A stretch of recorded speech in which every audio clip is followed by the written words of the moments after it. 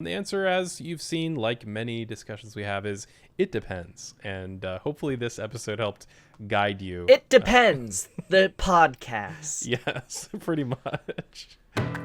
Welcome to the Photography Opinion Podcast. We discuss all things photo, video, and camera related. I'm Ben Lucas.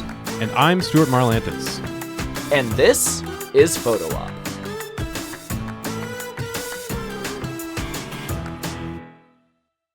Ben, as you do, I was browsing YouTube the other day, and did you find a good photography podcast on there? Well, other than that,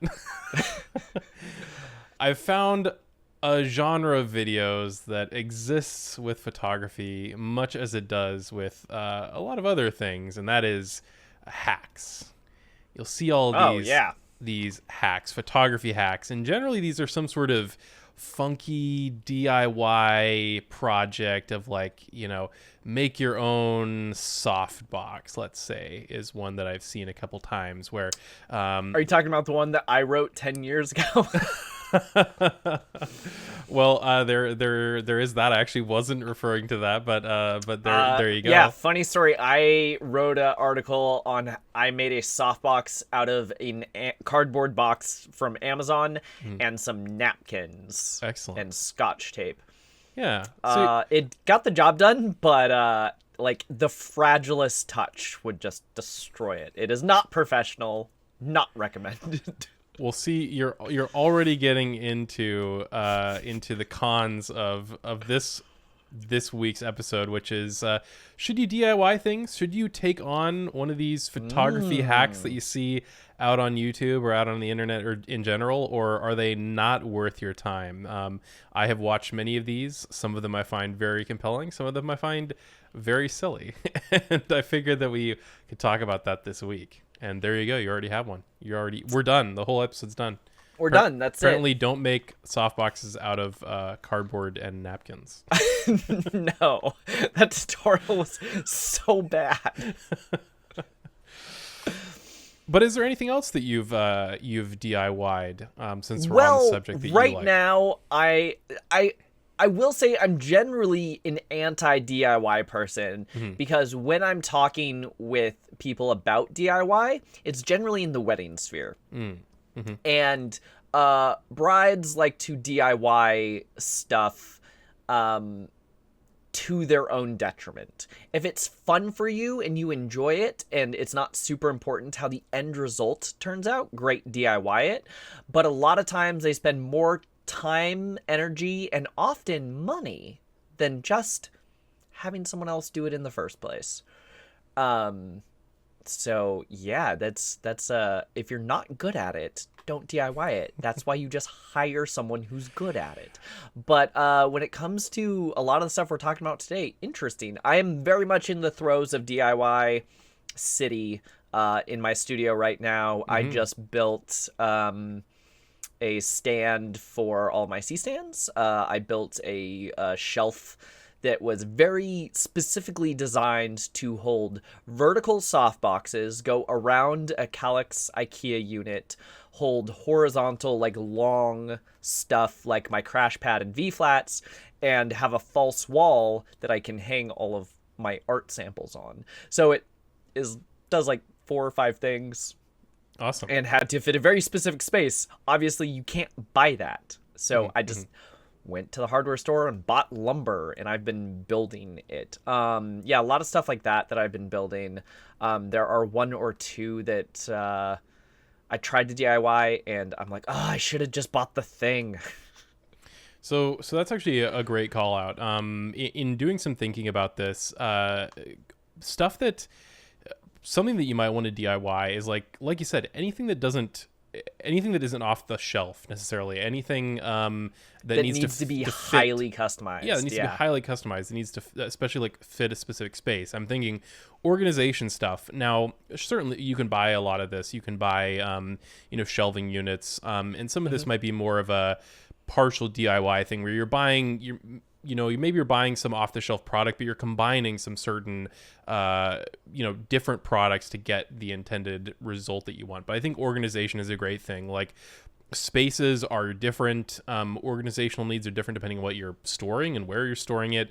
And that's a great opportunity for some, full DIY where you're building the whole thing. I mean, if you're handy enough, especially if you have the tools, you can build the entire experience. You can build a wall, you can build shelves. People really, I think, underestimate their abilities, and yeah, everything you build, especially when you're starting out, is not going to be amazing, but the quality will, as you start to build confidence and get a little bit of experience, the quality is certain to climb quite quickly. I think more quickly than people would expect. So yeah, organization I think is something that's great for a full DIY experience, or at the very least, a partial DIY where you're putting together multiple things. You can always hire this out, like really rich people, have somebody build like, let's say, toolboxes in their garage or whatever. But for us normals, I think organization is great. I mean, when I was building my C-stand holder, I probably took, I'd say maybe 10 to 20 hours of labor. So if you're hiring that out, you can do the math in your area, how much that would cost to hire someone on top of the material expense. And to me, I have more time than money. So I wanted to, do that. But I couldn't just buy anything because the only C-stand holders that hold the amount of C-stands I own are thousands of dollars because they're full steel hydraulic whatever, and I spent like $100 at Home Depot on lumber.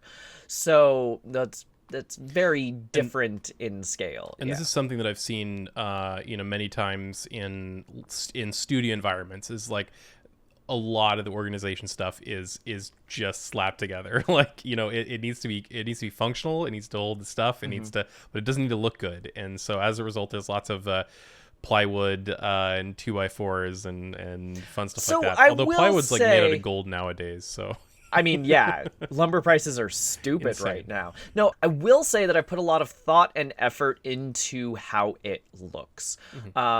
I want it to look good / be completely unobtrusive.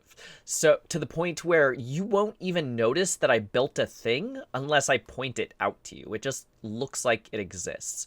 It fits the space perfectly. I took the time to paint it, which it's just a few extra dollars and, some extra time. But it's totally worth it so that it does not look slapped together. But the other thing, too, is my studio is not just for me. If it's a functional studio for you, I've worked in studios where everything's slapped together because it's just, that's the thing that works. But my studio is also a client meeting space. So I want everything to have an air of professionalism about it. Even if I DIY'd it, I want it to be DIY'd well and made it to look like it's supposed to be there. For sure. And DIYing things well, I think another part of this that I've seen, again, especially in studio environments, is backdrops. And this is something that has to look good because this is going to be on camera. But this is something that you can build, especially if you are lucky enough that you have the space. Like, the best like green screen experiences that I've seen, they're always like a painted wall. It's always like a real cyc wall that somebody has built and painted. And if you need a green screen a lot, actually building one and painting it can be a lot far superior to pop-ups. And I can say this as somebody who literally just used a pop-up to do a corporate thing the other day. It worked fine, but oh boy, would a green wall have been better. Definitely not the same. And I definitely wanted to build a cyc wall in that studio so badly. I want one just to have it, just to say I have it. Skateboard on that thing. Exactly. Yeah. So yeah, some backdrops if you're handy, like, and especially you see things like sets, like, sets are often built custom. This can be more of a pseudo DIY thing where you're kind of putting different pieces together that are off the shelf and some stuff that you're building entirely. But sets like can combine a whole bunch of different materials and building techniques, and you can really make it, especially if you're somebody that enjoys that stuff, you can really have a fun time and make something that looks really good in the backdrop space by building it yourself. And often the really extra fun part is if you look to the sides or behind that backdrop, it's held up by staples Very and true. baling twine, and it can look terrible. But as long as in frame it looks good, that's all that matters. Yeah. So here is a funny story. I did a bunch of work for Costco, and one of the things that I did was the the like yard light Yeah. things. It's like a stake with a solar panel, Mm-hmm. so it lights up your path. So we did the box packaging for some of those products that were sold in Costco. Cool. And what we did is we went to a nursery and we bought a bunch of the plants that they wanted to kind of create that garden and gravel. And we built a literal patio garden in the studio with these 3 lights. But then what we did was we were considering either just buying stock photos or using a painted backdrop. And what we ended up doing is we had about 10 walls in that studio that we would just basically whitewash and repaint whenever a new client came in. And so we took the one that got the least used, repainted it to look like a nighttime kind of suburban cityscape thing, to get like the look they were looking for, because it was faster to paint that backdrop than it was to pay me specifically to do like 8 hours in Photoshop for them. Yeah, it's that kind of that reminds me in kind of a positive way. Although it didn't work out to pay you to Photoshop that, it kind of reminds me of like the old matte painting thing that a lot of films, well, some films still do, but a lot of films used to do, which is kind of scratches that filmmaking itch a little bit in my mind. But yeah, the other thing that I would encourage people to do, and you might say that this isn't full DIY because you're not literally building the components for this yourself, is PC like computing stuff. A lot of people absolutely. a lot of people are scared of this, and a lot of people are like, well, I only need a laptop. Okay, fine. If it's a laptop, I guess you can't buy a laptop. You can't really build it yourself as easily. Although the new Framework laptop, not sponsored, but that's kind of compelling if you're looking for something that's more easily serviceable. But if you need a desktop, build it yourself. Pre-builts tend to be terrible. I know the GPU market is nuts right now, so I'm sort of assuming that the GPU market will cool off at some point. But generally, PC stuff, do it yourself. It's not scary. There are so many guides online that are great that will help you do this. For sure. It's not complicated. You're really looking at like half a dozen things that you're going to click together that are all designed to perfectly if you interface have with each other. thumbs and can Google and can turn a screwdriver, you can build a computer. I think I've built like 4, 5. You'll get exactly what you want, and you can either save tons of money or you can redirect that money to suit your purposes. Like, I know I need tons of RAM, so maybe I'm going to sacrifice on my processor a little bit, but I'm really going to load up on the RAM. Or I need tons of storage, so I'm going to move money around. And you can get exactly what you want and have no compromises, or compromises that you're making with eyes wide open and not that a company's making for you. So PC stuff, I have actually never bought a pre-built PC in my entire life. I was lucky enough when I was quite little to have some guidance around that, and also just kind of was willing to break things and learn myself. And I've gone all the way up now into like enterprise grade, like rack mount equipment and stuff. And like all of my storage hardware is run that way, and it's awesome. So definitely it's an infinite money pit, but it's a money pit that potentially can serve you really well. Here's the thing. Like, you say it's an infinite money pit, but it's only an infinite money pit if you want it to be. So my desktop tower, I honestly have no idea how much it costs, because I'm using the same case that I bought in college for my very first desktop build. And all of the components, like motherboard, hard drives, etc., have been swapped in and out over the years as stuff fails or gets upgraded. I'm going to guess it's maybe about $1,000-ish in there, but it performs like a computer 4 times its price because I did it myself, and I only buy stuff on sale, and I buy the best... that's not true. I buy the second best thing, because the best thing is always too expensive. And the second best thing is then super, super good for a really long time. It generally fails before it goes bad. If that makes any sense. That angle, yeah, that's a great angle. The PC of Theseus is kind of where your PC will become eventually, and you're like, I don't know when I don't know when I got this case, I don't know when I got this, this hard drive, whatever. You just keep adding and changing things out as it either fails As or as needed, you need to upgrade, and it works really well. So you can. I think everything's been replaced once. The power supply has been replaced twice, and that's like 10, 12 years. Yeah. Something like that. So yeah, I highly recommend you to take on your own PC needs. It is not scary, and there's so much out there now that there didn't used to be. But yeah, that's the stuff that I would really encourage people to look at with full DIY. Just you dip your toe into it and take it one step at a time, and eventually, like me, you'll have 80 projects that you never finish, and that's really unhealthy. So I guess don't do what I did. Never finish anything. Always find the new shiny project. That's our tip today, right? Exactly.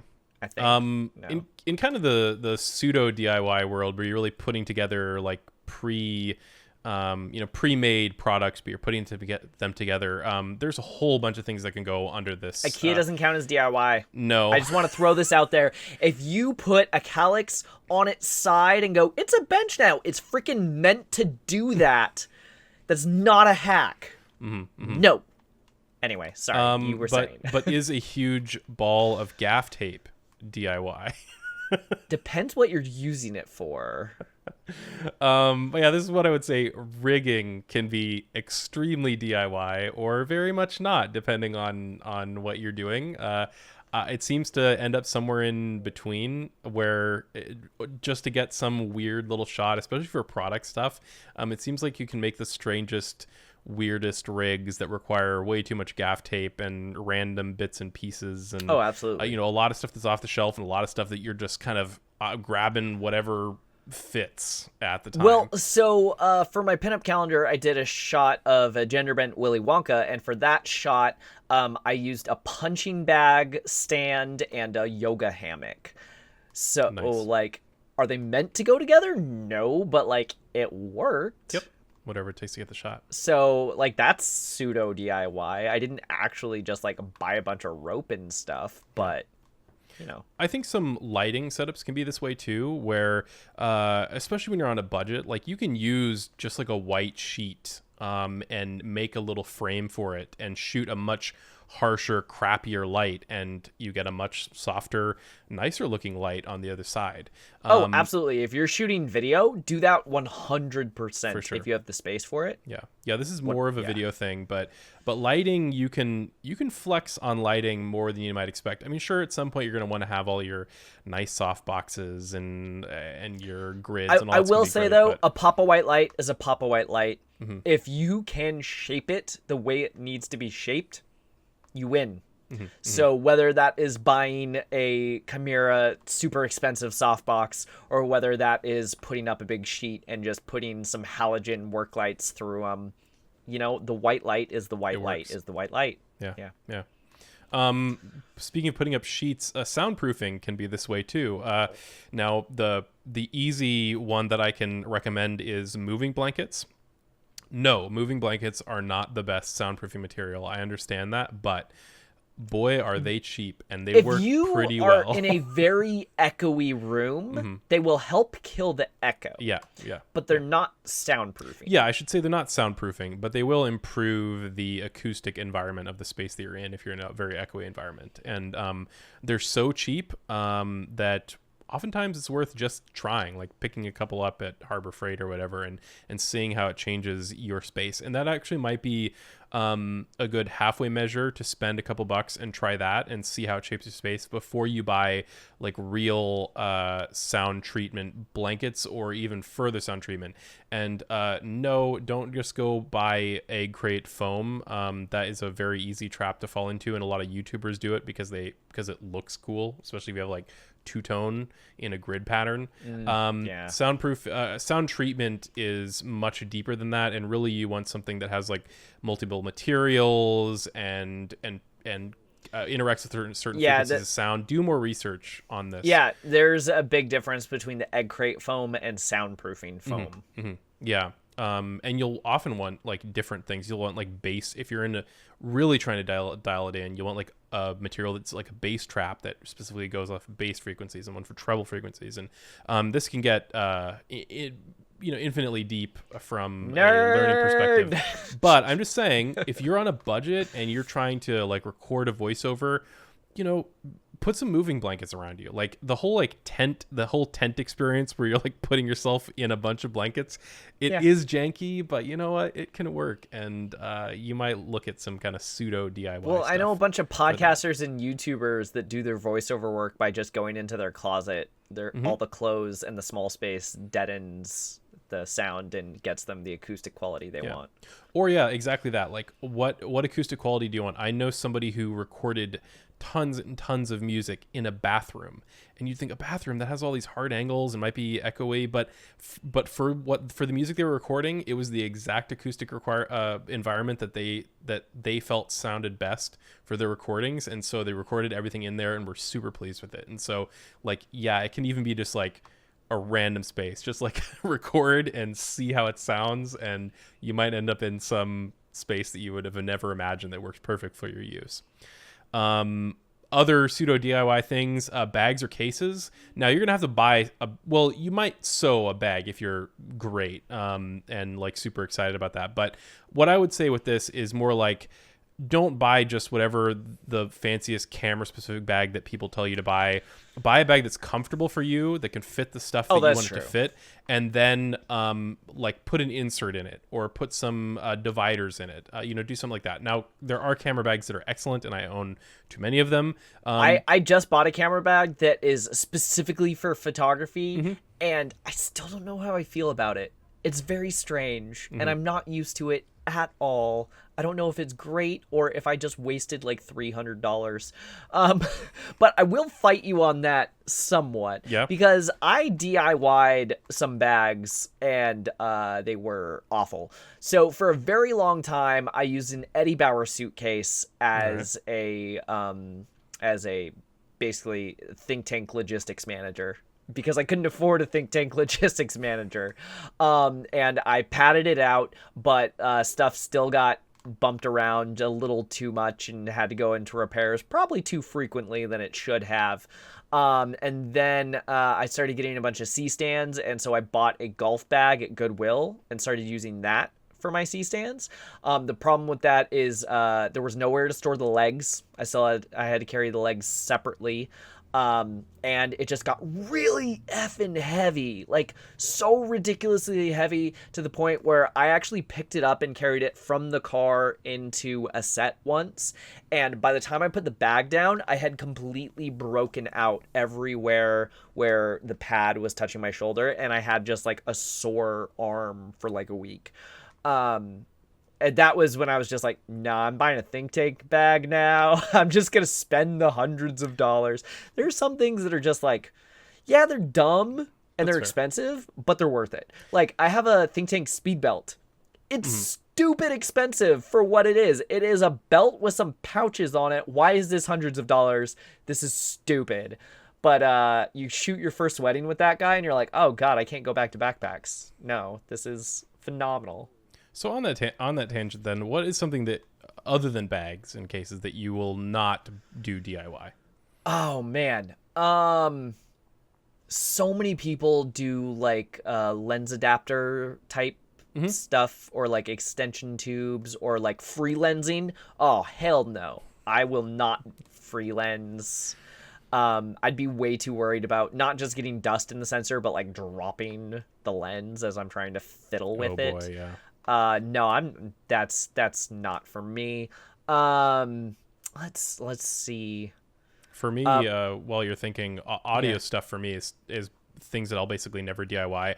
I mean, I know I just said sound. Could you? Oh no. How do you DIY audio? Exactly. So some people will. Some people have like build their own mics and stuff, and they always sound crappy. Some people do. So what I'm thinking of is more rigging than microphones. So obviously I just talk about sound treatment. Fine. I've DIY'd sound treatment to some degree with varying degrees of success. But one thing that I'll see a lot is people just don't want to spend the money on a good mic mount or a good shock mount, so they'll try to do something. They'll be like, oh, rubber well, bands. Yeah, I can just use rubber bands, and I can like stick it in this thing, and it's not the same. It's not the same. Just like you will regret spending all that time doing that. It's not $30 or $50 or whatever for the shock mount. And audio stuff is increasingly so cheap for how good it is. Just buy good equipment. Even like microphone arms and stuff are surprisingly good for the money nowadays. Obviously you can spend $100 and get a really nice one, or even more, but like I've seen 30, let's say, not in the really really cheap range, but like a $30 to $50 mic arm that's very very good. And so just buy a solid mic arm. Maybe it's not the fanciest thing ever, especially in if you're doing this kind of recording, buy a good mic arm. You mean this mic arm? Yeah, I mean, whatever works in your situation. Like, you don't need to buy the top of the line thing, but buy something that's solid, that doesn't bounce your mic around a bunch. Buy a good mic mount, or spend way too much money on a mic that doesn't need a shock mount like this one. But like this kind of stuff is not really worth DIYing, and for how cheap things are nowadays, it's increasingly not worth the amount of time you're going to spend on it. So a lot of that audio, like rigging kind of stuff, is not worth it in my opinion. But anything else that you wouldn't DIY? Let's see. I mean, there's so many things that you DIY that are just beyond me and my capability. I think for me, it really comes down to if I'm not comfortable doing it, I'm not going to DIY it. So you're going to laugh at me. I'll clean my lenses. I will not clean my sensor. I have my sensor professionally serviced. I've cleaned my sensor multiple times. Because I do not have steady hands. I am a klutz. I do not trust myself to not ruin my $4,000 camera trying to clean the sensor. I'd rather just pay someone a couple $100 once a year to just have it serviced. Yeah, that's fair. Yeah, I've cleaned my sensors multiple times. I've not been too scared of that, but you're you're a magical unicorn who can fix many things. Not really. I am not as technologically inclined or as DIY inclined as you are. The one thing that I would say that I do a lot to go along the DIY lines is there's a lot of like 3D printer related photography stuff out there, like stuff that holds backdrops or that adapts lenses and stuff. That's really cool, and I have too many 3D printers, and I really love 3D printing. What that turns into is you spend more time tweaking and building printers than actually printing anything. So you might think, oh, I know an easy way to DIY stuff. I'll get a 3D printer and then I can build all sorts of stuff. That's a great thought, but that's not exactly how it works out. Get a 3D printer if you love 3D printing. Yes. If you want to get into the hobby, do that. If you want just a good 3D printer, I mean, I guess find a friend with a 3D printer. Yeah, find a friend with a 3D printer. Buy a Prusa against, not sponsored, but I know they're very solid. Otherwise, don't fall into that trap. But as you said, for everything, it's dependent on your skills. You might want to start by the way, smaller. is my color checker holder 3D printed yet? We'll get there. I'm working on it. Okay, I'm having Z-axis shifting that is a problem. See, I don't even know what that means. Yeah, it's 3D printing is bad. Don't get into it. No, it's actually great. It's actually great if you like tinkering. But like you said, it's dependent on your skills. It's dependent on how much time you have and want to sink into it. You start small. If you DIY something and it sucks, that doesn't mean that you should never DIY it or other things again. You're going to suck before you get better, as with anything. I will also say, though, sometimes it's you and sometimes it's the thing you followed. Yeah. So, for example, you sent me a tutorial that was neat, and it was hang a bunch of sound blankets.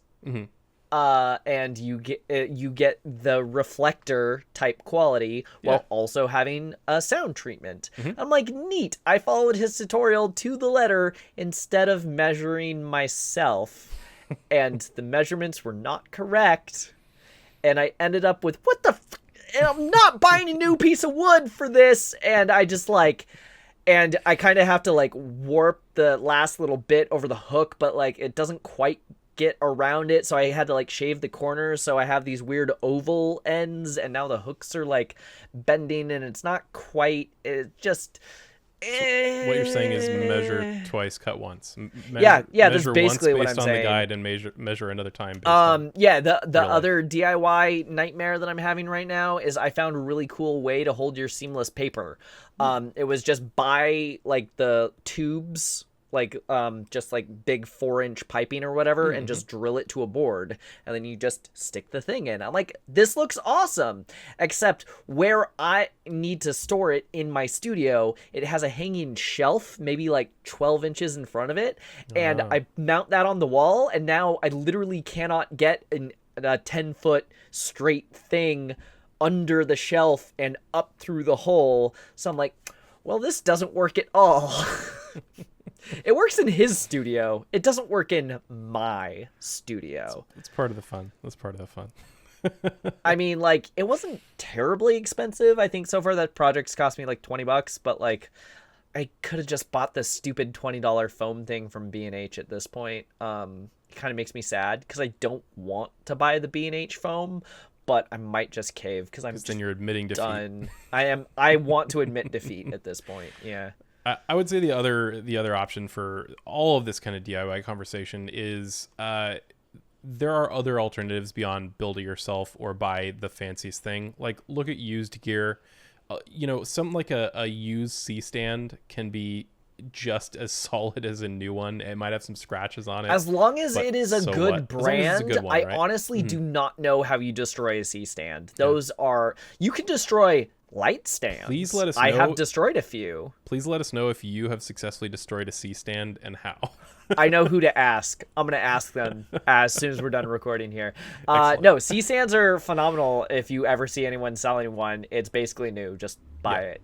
For sure. A lot of that kind of very solid, hard to destroy stuff, buying used is great. I have bought used cameras. I've bought used lenses. Even the trickier, more delicate stuff you can buy used and get away with it. The camera you're watching me on, if you're watching this on YouTube right now, is a used camera with a used lens. You can succeed that way. You just have to be increasingly careful when it gets away from stuff that's like C-stands. That's very easy to see that it's solid. Or you can look at alternative brands. For stuff like lighting, we have talked in the past many times about stuff like Godox could be a great alternative to name brand. There's a ton of random LED video lights of name alternative brands that cost way less, and some of them like Aperture that have actually climbed. There used to be the cheap brand, and they've climbed back up in price because their lights have been so good. So take a look at some of the alternative brands. As we've warned before, be careful with that, but that can be an alternative to either building something yourself or buying the most expensive name brand thing. Way back in the day when I was deciding to pull the trigger and buy studio strobes, I did entirely too much research.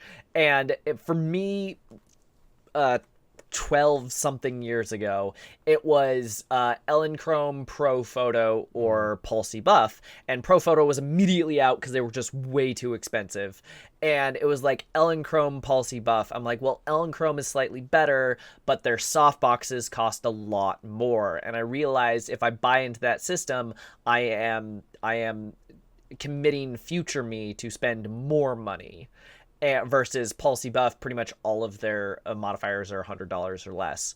So I'm like, you know what? I'm going to do that. And have I bought a ton of modifiers? No, I think I have 5, 6.